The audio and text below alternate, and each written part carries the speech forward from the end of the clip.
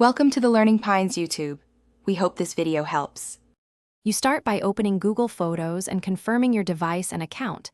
This matters because the locked folder ties to device keys. Once done, make sure your phone has a secure screen lock, PIN, pattern, or biometrics, because Google uses that for access. Next, grant Photos permission to manage files and access storage so the locked folder can be created. If Photos prompts for a secure folder or private space, accept it. These are necessary steps before you actually create or move items into the locked folder.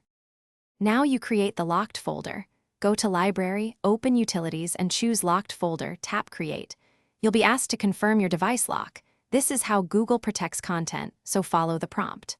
Once created, select the photos or videos you want to secure, tap the menu and choose Move to Locked Folder. These files are removed from the main photo feed and from cloud backup.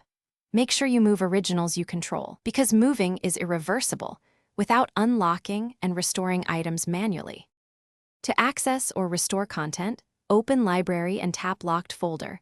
Authenticate with your PIN or biometrics each time. That prevents unauthorized viewing. To return items to the main library, select them inside Locked Folder and choose Move out of Locked Folder.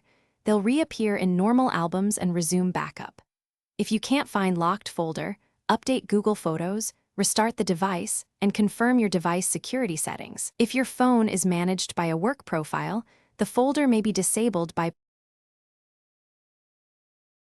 Thanks for watching. Consider subscribing if we helped you.